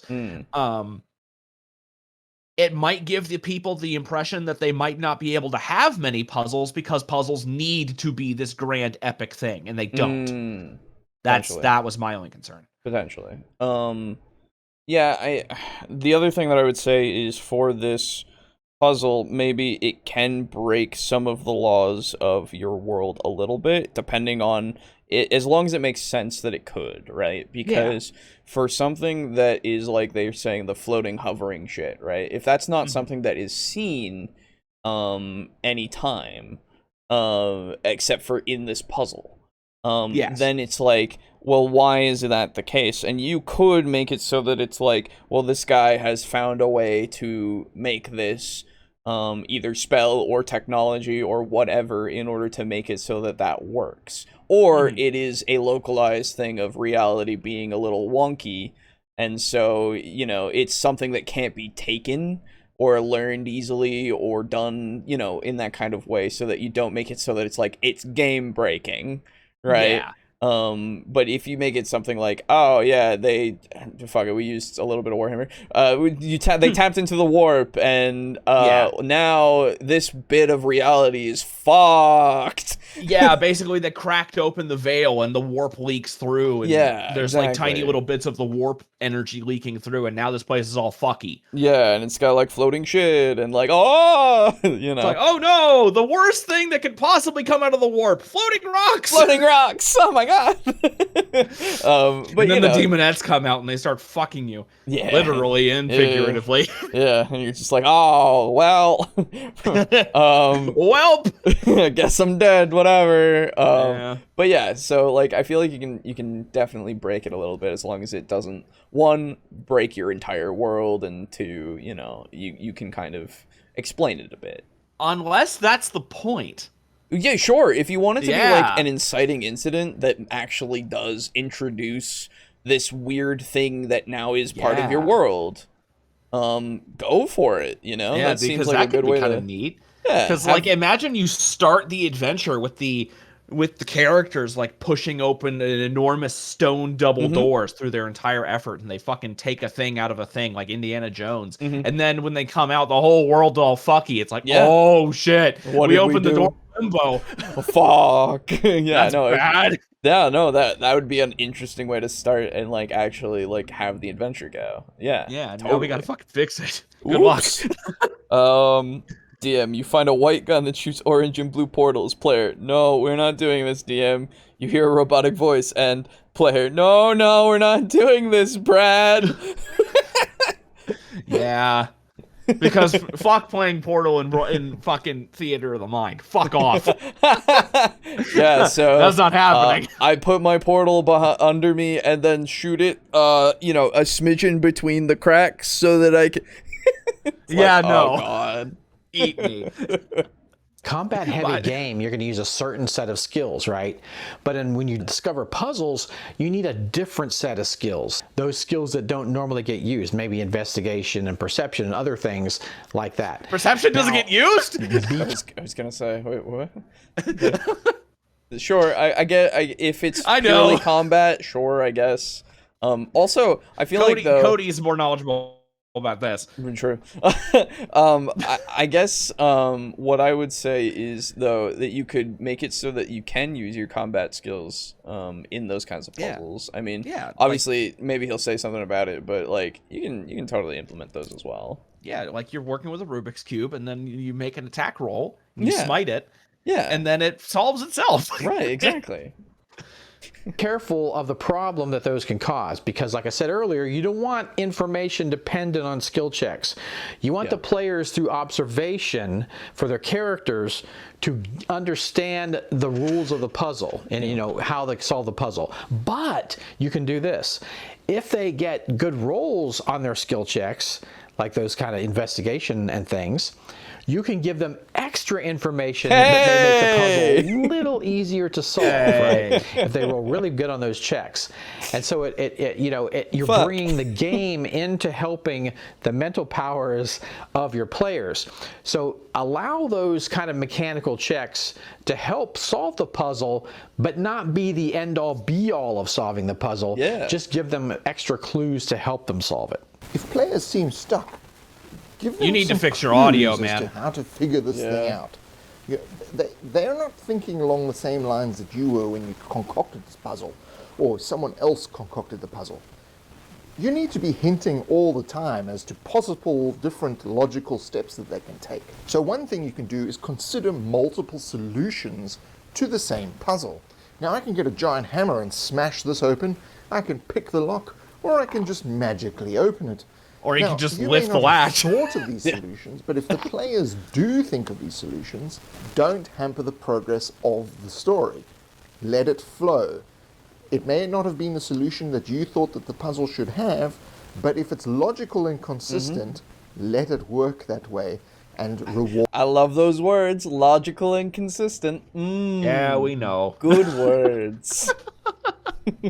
The players as if they had figured it out the way that you thought the puzzle should actually be completed. The important thing is their solution actually does need to make sense. So if their solution is ridiculous, don't allow that. Something I like to do. You know what? When You know what? I think that if it is ridiculous, I think that I might actually. Because the thing is, like when he said, if their solution is ridiculous, the thing that immediately came to my mind was, imagine you have a party that has like maybe multiple wizards or a wizard with permanency or something like that. And say you have this chest that needs to get open. And it's got a lot of shit in it. You can hear it's like, imagine like a strong box. There we go. Sure. So you got the strong box and you jangle it around. It's got coins and, like Supreme bricks in there. Oh, Supreme. Bricks. Yeah. Wow. They paid $30,000 for that brick. Hell dude. yeah. It's got Supreme shit in there. Okay. So it's like really valuable. You want to get in there. Mm-hmm. So what I would love is you can't pick the lock, or you just keep failing to pick the lock. And then the wizard says, you know what? I got this. And he tells all the players to stand back. And he uses as many spell slots as he can to cast Enlarge Reduce. Okay. And he makes the chest so big and then casts permanency on it. And then you are literally able to walk through the keyhole. Oh, sure. Well, so that I would love that. that's the thing. That makes sense. That's not ridiculous. I know, but it just seems ridiculous. Well, so yeah, that seems like something that's a big, investment. But it and does stuff. make sense, and I But hate it makes sense. Yeah, that's the thing. No, what he's talking about is, I assume at least, he's like, oh, there's a chest here, and you open it. Well, I'm just gonna throw it in lava, and it'll open. Yeah, yeah. Right? And you're just like, what? No. That would have Wait. worked in Zelda, maybe. I don't know. Maybe, I guess. And maybe if the thing is specifically telling you that that's what you should do, sure. But, Yeah. you know what I mean? Like, I know, you know, it's just like they're in a volcano, or they're near some lava that's coming out of a volcano, and they just like, I'm just going to throw this wooden chest in here. Fuck it. I have no reason to. It's going to open or something. Right? Like, then it's just like, oh my god, what are you I would doing? love it if a player did that, and then I could just justifiably say, it fucking melts, dude. Yeah, just They're like, what the fuck? No, it fucking melts. no, it melts, my dude. Like, I don't know, what did you expect? What the fuck were you on? Like, as soon as you threw it in, it set ablaze and started to melt into the lava. And yeah, you could go get it, I guess. It's good luck gonna with that. hurt a lot. And believe me, the contents inside probably didn't survive. Yeah. And I'm setting up puzzles is give out actual props or clues. So say you Oh, give them you mean a some sheet of handout? paper, slip of paper, parchment paper, and it has the different clues on it, and they can use this as a reference to try to figure it out. So it's nice, and it really helps with the immersion of the game also. But it's nice that they have reference to this. They can look at this, and they don't have to keep asking you, okay, what was what was clue number 1 or clue number 2? So think about those kind of props you can hand out. But you can even take it further, of course, like I like to do with being a terrain game master. You can actually do the puzzle on terrain. So here was a puzzle I had in the game, and it had to do with these gems, and the player had to do with these gems, and the players had to get them in order around this pedestal. Okay, now this skeleton here was a pile of bones on the pedestal, and when they approached it, it formed into the skeleton. It was an undead adventurer that had been trapped here before because he didn't figure out the puzzle. And he had to answer questions about the rules and what they were supposed to do with the puzzle. So that was a great little role-playing encounter baked right into a puzzle encounter. So fun. I see they're so translucent. the players had to figure out which color these gems. Are they? Oh, yeah, they are. Yeah, that's a neat idea, actually. I like that, yeah. I never would have actually thought to use a translucent base. Yeah. Anyway. Gems would go around this circle, and they had to get them in the right order, and if they didn't, there was going to be something bad happened to them. It was going to be like this nightmare thing was summoned. Luckily, they didn't have to do that because they did figure out the puzzle. But they had to get all the gems in the right order around the pedestal. So this is a really cool way that you can, get the players focused on a puzzle and give them reference to look at. And if you're not using something like this, think about using drawings or pictures, that kind of thing. That focuses them on the puzzle, because it's really about most puzzles are about logic and trial and error, and to have kind of a physical reference in front of you really helps, with it not just being abstract and out there, and you're trying to figure it all out in your head. If you have something to kind of look at, it's almost like the scratch paper when you're figuring out a math problem. When you have something to look at, it kind of focuses your attention and that kind of thing. So I really like having this kind of stuff when I do puzzles, particularly when I do puzzles. I feel like it is a good idea, like, in general, just to have something so that they can look at it anyway, just like in any respect, handouts. For any kind of, not just handouts, I mean in the way that he's talking about with a puzzle. For a puzzle specifically, I feel like it is very much in your benefit to create something that they can look at, because referencing a puzzle abstractly, like he's saying, is fucking difficult sometimes. Like, because you're already trying to think about the answer to it, and I feel like that is going to take up most of your visualization of it, unless you're really good at it, in which case you're good. But for me, or RPG players, we're not. Well, for me, it's like, if I can see it in front of me, it just helps me that much more, because then I don't think that this is going a different way than what is actually happening, right? Because then we're all on the same page. Me and the DM are going to be on the exact same page. Whereas if we do it completely theater of the mind, sometimes it's like, oh fuck, dude, I don't know, I think it's over there, and then he's like, no, it's actually like 20 feet away from you, and I'm like, oh fuck, yeah. Right. And then you need to see what you're doing, because a map or or an area of terrain, that's such a large area that it's easier to abstract it. Yes. You know, it's like you're wandering through the plains. You know, that's easy enough to imagine. But then try telling your players that there's, you know, try telling them the intricacies of a puzzle's mechanisms. That ain't gonna work. You have to show them. Yeah, it's like as much as maybe you're good at describing something, even so, it can be misinterpreted, right? I mean, hell, we've had, even in Devils and Dice, where we have maps, everywhere we go, there have been misinterpretations. Yes, exactly. So, and we need clarification every now and again, absolutely. Yes. Like, it's just one of those things that's going to happen, so I think it's essential for puzzles, really, that you get some sort of visual aid or something that will help. Mm-hmm. I think I like the idea of his puzzle, going back to the video. I think my only issue with it is the fact that I hope he wasn't using actual gems like in the game world, because right after that puzzle's over, I'm stealing those gems. They're as big as I am. Fuck you. Because they're like, holy shit, dude. I'm never gonna need to buy anything ever again. I mean, I never need to make money again, because that's the thing. That's a big gem. They might be big, but they're also made of glass. Exactly. So I hope that they're made of glass. Right, yeah.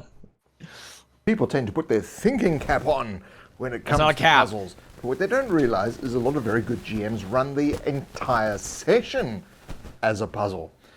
That's very important as a GM or a DM, depending on the game that you're playing, is to get into the mode of thinking of all the things that you're doing as creating problems for the players to solve. That's where the difference between organic and mechanical puzzles comes in. Now, obviously, we've been focusing on mechanical puzzles, but organic puzzles is part of the rest of what you actually have to do. That's things like the locked door. I love a locked door. Now, I like to reward players that pay attention. And what you can do for puzzles is you can have clues strewn around the dungeon or the world when they're getting ready to encounter the puzzle. And those players who paid attention to those clues will have an easier time figuring out the puzzle. So that rewards good players. That rewards good play. That rewards players that pay attention in the game. So I like to do that in my games, and I think you'll find it's very effective for people. You know, when you tell them things in the game, they're like, okay, maybe we better remember that. That might come in handy later. Yes. Write notes. Yeah. Now, a key element to almost every puzzle is time. And now we have a whole video on time that we did, and timing with monsters and things like that. And we've also talked about ticking clocks before. But when it comes to mechanical puzzles, it's important to realize that obviously if a puzzle is difficult to solve, you need to allow more time for the characters and the players to actually solve the puzzle. So don't create difficult, complicated puzzles that require a very short space of time to solve. Don't give them 3 rounds to solve a ridiculously massive, like hard to fathom puzzle. If it's that difficult, spread it out. Give them multiple days. They're allowed to go back to town and talk to people and come back. That is what you do with difficult puzzles. Now, if it's a really simple puzzle, the solution is extremely simple, then of course, put the time crunch on. Do the thing where there's the dark lurker in the lake that's coming to grab you while you got to figure out what the word friend is in Elvish. Interesting puzzles are the ones that are logical. I think something that should be noted is if you want to do a puzzle that is bigger, you should, or with really a lot of different things, you should make sure that you realize that you can have the players like not do it all at once. Yes. Right? Because it's like I know sometimes it feels like I need to do everything all at once, right? Because it's just we're in the session, and I feel like sometimes it's like, oh yeah, we're in the session, whatever's put in front of us, we need to do everything now, right? Yeah. But for some things, it's good to maybe get some sort of in-game kind of thing of like, no, you can figure this out, you can take your time with it, right? Like, you can do it, it's just, like, this isn't immediately necessary. Yeah, right? I think it's very important as a DM to say that and Yeah. like put that out there as soon as you hand them to them. It's like, this is very complex. This is going to take time. It is okay. Like as me to you, DM to player, Sure. this is going to take time. You don't need to rush it. I would say that's just fair. like you said, a lot of players will think that's like, oh shit, we got a puzzle, we got to do it. Yeah, it's again one of those things of like just assuring your players of like the unspoken rule of you can retreat, right? Like Yes. you can retreat, you can take your time with this, like all that kind of when it does matter, like obviously you set these expectations up in your session 0, hopefully. To be like, yeah, I'll give you some puzzles that are time sensitive and I'll give you some puzzles that aren't. And you will notice that because I will probably have you in a situation where it is time sensitive and you know it, right? Like there is a bomb. It is going to go off. If you don't solve this puzzle, is rising. right, water level will go up, right? Like, and, it will be pretty obvious. But if it's something that you can take, and I'm not just like going, oh, lava, right? Like, like then you can take your time and you can go to town, maybe talk to your friend, your mentor, whatever, this smart guy on the hill who knows everything but doesn't know maybe the puzzle. I don't know. You can go out and do whatever you want, but you don't have to do it all right now. Logically, which means that they make sense and they fit within the logic of the game that you're playing. So don't have new rules that have to be created in order to use the puzzle in the game. They must use the mechanics of the system that you're actually using so that players can go, my character wants to think about this really carefully, what do I roll? Interesting puzzles have components that stretch beyond what is believed to be the puzzle itself that the characters have immediately in front of them. So that may be there are aspects of the puzzle that's in other rooms, other dimensions, other places, and the players need to go to all these things in order to gather components or pull levers or do things in different locations. These are much larger puzzles, and again, you need to allow a lot more time. I like this idea. I always have like this idea of making grand puzzles, right? Of like you go into this room and it has an entrance to a pocket dimension, and inside that pocket dimension there's like a big, maze, and if you go through the maze you get a piece of the right? Like I like these ideas. I also think there's a little limited amount of time. Yeah, right? Because like there's not enough time in the world to fucking, or not in the world, not enough time in a fucking DM's general life to do that, to make one. I would love to do that in such a way that it's fun and like engaging, but it's also one of those things that I feel like is hard to do because of the grandness of the scale. You want all of these interesting locations to be seen. You want all these interesting rooms or whatever it is in your puzzle, in your dungeon, in your whatever you're doing, but you also don't want it to, one, get bogged down, or two, to take more than one session, or maybe more than 2 sessions if you want to give it that time. It's like, if you put so much interesting shit, the players might just spend their time in the interesting shit. And that's why I'll pull an example from Critical Role that I actually really like. And it is is it spoilers? I haven't seen it. Probably. I don't know. They get in campaign 2, they get this thing that they can go inside of. And inside of it, time goes faster while you're inside of this space. So it's a hyperbolic time chamber. Well, it yes, in a way, in that single instance, I suppose. But they can control how fast time goes. So it really is the hyperbolic time chamber. They can control it once they figure it out, and once they actually, I see. Do that kind of stuff. I think that was part of it. Anyway, that's what I'm going to think. They go in and it has like it's like its own pocket dimension, and it has multiple rooms, multiple things to encounter. It had an astral dreadnought inside that was chained up. Yeah, that was being used as a storage chamber. Yeah, I don't fucking know, dude. I didn't watch all of it. Was it tame? No, it was like being kept alive, but in stasis, basically, if you think about it. Yeah, it was being used. Yeah, it's fucked. It was great. And, like, you have all these interesting things, and legitimately, you could spend your entire campaign in there, right? I bet. And, like, that sounds interesting to me, and I fucking would love to do that in such a way that it ties in. But it also is, like, are you prepared to now have your entire campaign be this puzzle? Right? Yeah, or right. this dungeon, or this extra planar place. Like, that is the question of when you make this really interesting thing, are you prepared for this to be sessions upon sessions of them going, man, this is cool, right? I think, if that's the case, yeah, great, go for it, yeah. right? But I think if you do that, I think that's when you want to throw in a time crunch. Yeah, exactly. Where like, you have, like, a day. Yeah. Or something, you know, because like when he was describing the kind of grand puzzle, the thing that was coming to me was, imagine the player characters are like assaulting a castle and they're in the castle now, but all of these, many of these like enormous portcullis style doors are locked, and they have to go around pulling levers and cutting counterweights and things like that, and they only slowly make progress through the castle until they get to the end and kill the bad guy. Sure. But the whole time there's like a massive battle raging outside, and they need to hurry the fuck up, so they can't really take the time to linger in this exact moment. Right. So they do get to see all those locations, but they're kind of in a hurry. Yeah, and then once the thing is done, maybe they can revisit them. Exactly. Okay, yeah, fair enough.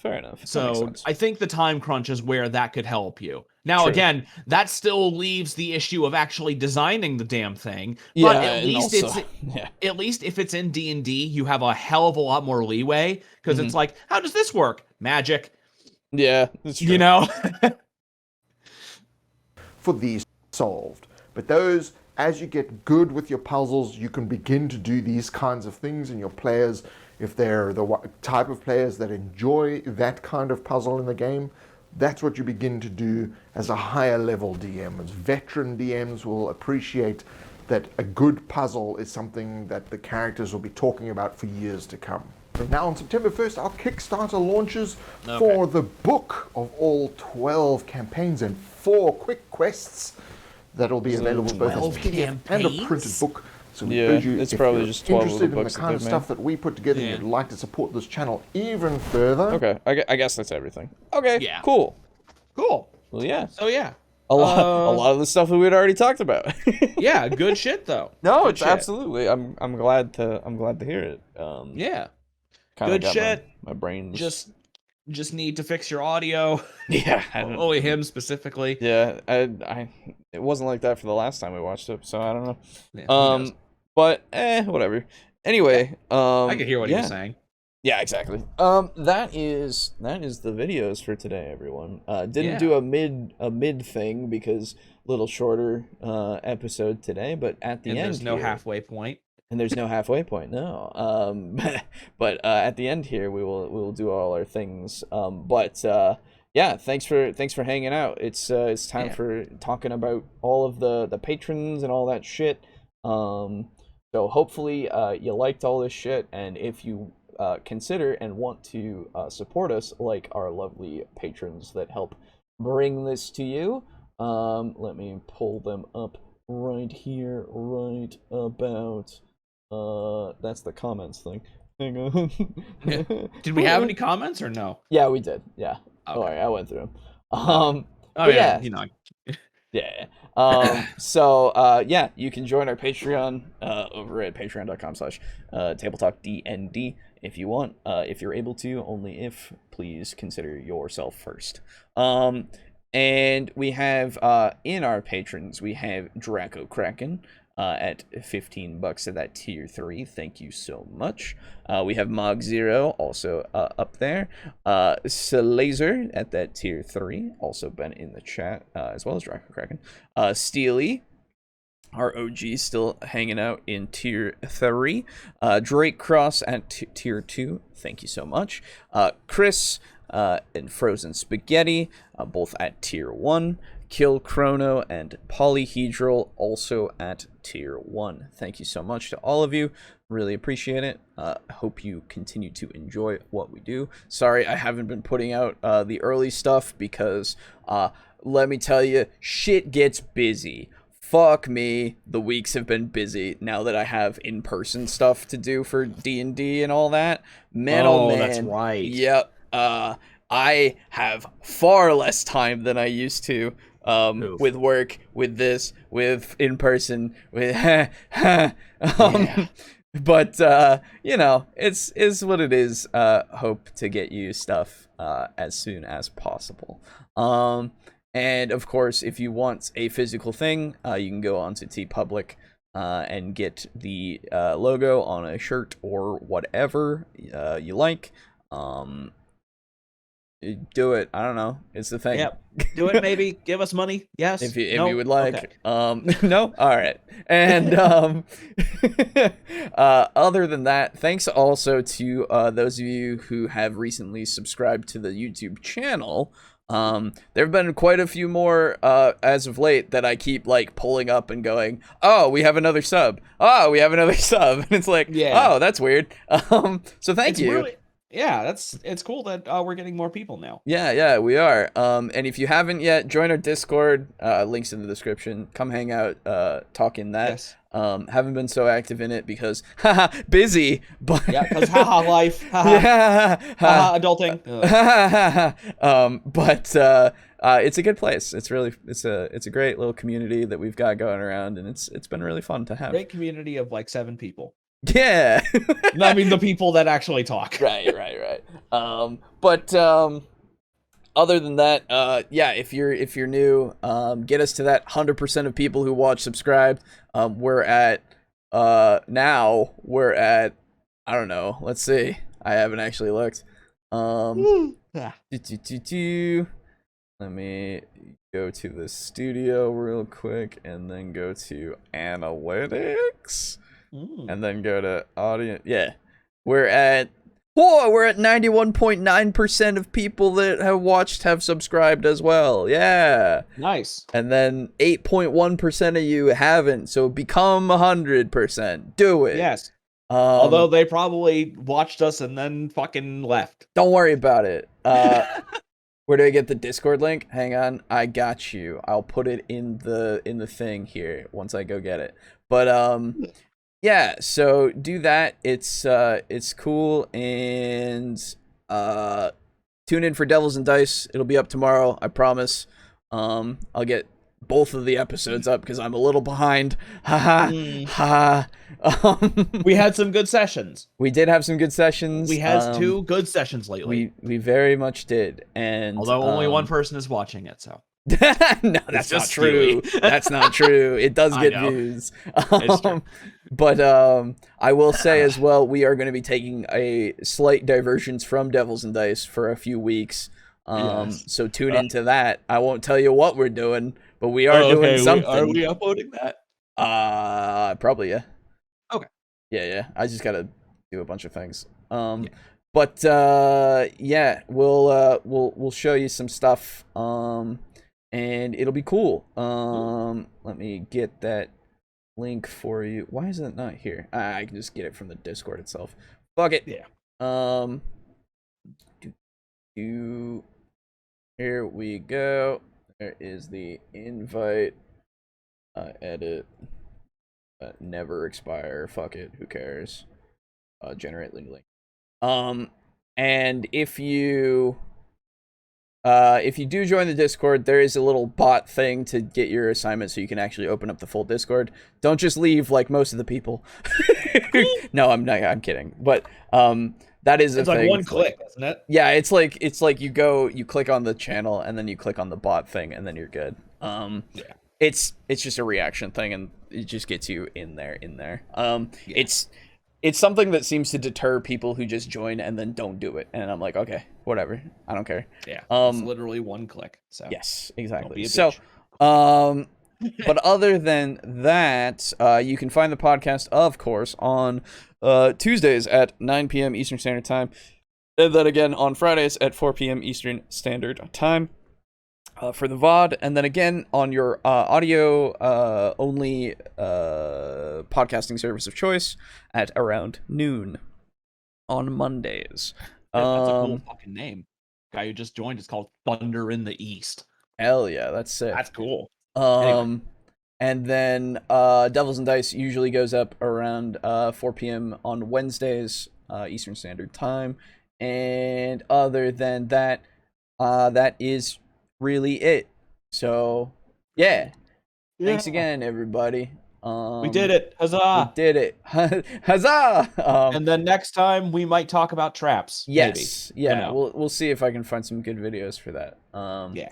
But yeah, so thanks for coming by, and we'll see you next week.